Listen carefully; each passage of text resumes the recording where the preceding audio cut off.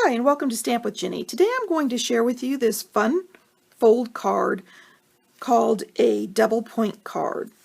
This card is quick and easy to make when you know the little trick, and I've made this fun focal point using the Dress to Impress stamp set and coordinating dies and a simple technique called reverse die cutting.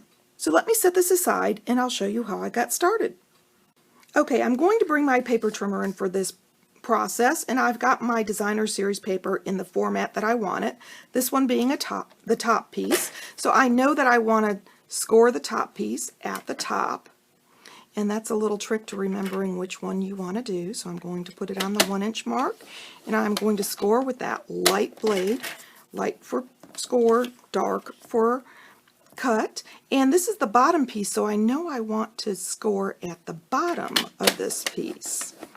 And once I've got those two done, I can move my trimmer aside. And I am going to fold on the line and use my bone folder to make that a nice sharp fold. Okay, now I found that flipping this over so that I could see the pattern was a little easier. And we can flip that right back when we're finished. But what we're going to do is bring the point of that triangle down to the edge of the cardstock and fold, and then I'm going to repeat on the other side, folding it all the way down. You want to make sure you don't overlap the pieces in the center.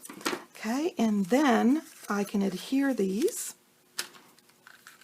little flaps in place. There we go, and I've got one finished. And I'm going to repeat that for the other.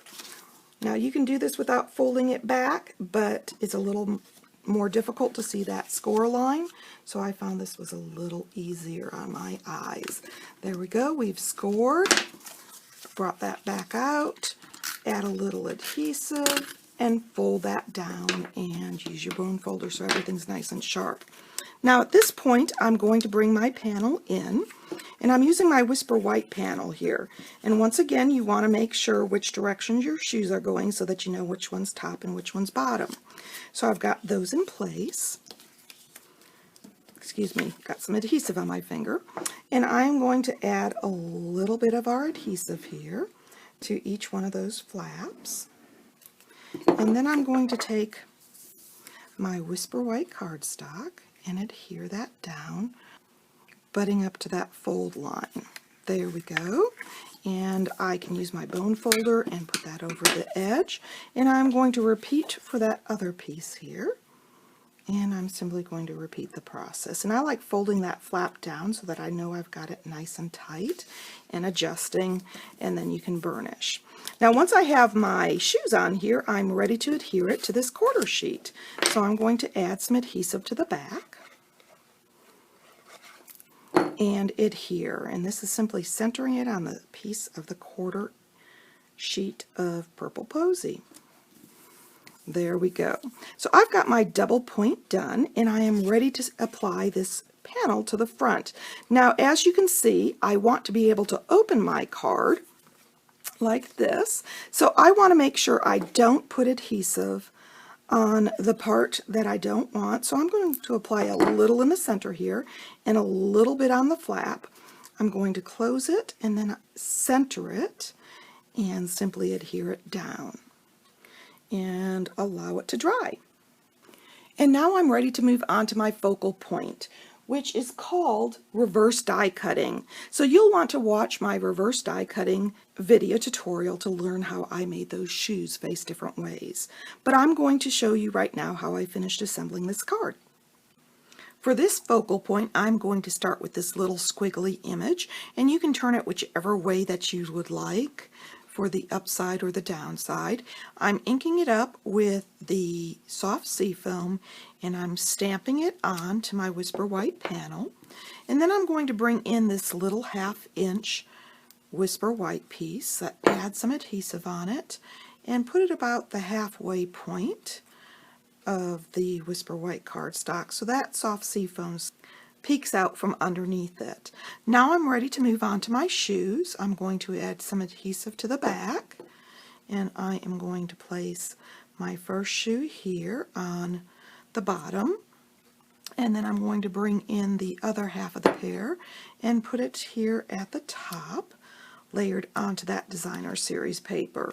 And I can now add this focal point. Oop! I forgot to add my sentiment to the bottom. Normally I prefer to stamp the sentiment before I start layering my cardstock, so let's see if I can do this here. I'm doing it in Memento Tuxedo Black, and I am stamping. There we go. So now I'm ready to add my focal point to my card front. So I'm going to add a little bit of adhesive here